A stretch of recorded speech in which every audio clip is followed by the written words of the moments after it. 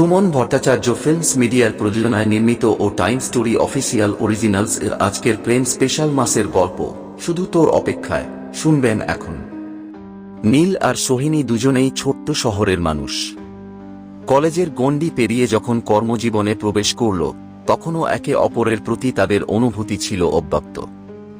নীল ছিল শান্ত অন্তর্মুখী আর সোহিনী ছিল প্রাণোচ্ছল হাসি খুশি। কলেজের দিনগুলোতে নীল কতবার যে সোহিনীর দিকে তাকিয়ে থেকেছে তা কেউ জানে না।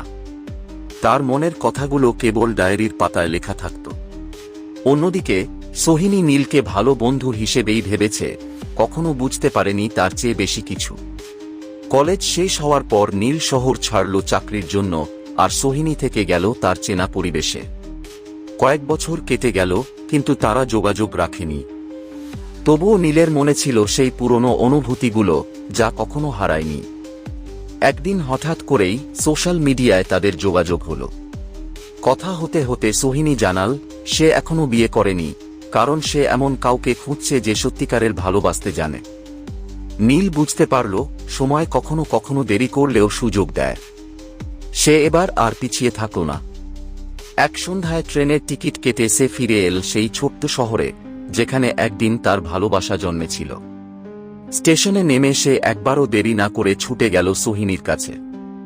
দরজায় দাঁড়িয়ে একগাল হেসে বলল, তোর অপেক্ষাতেই তো ছিলাম। এবার তুই কি আমার অপেক্ষা শেষ করবি?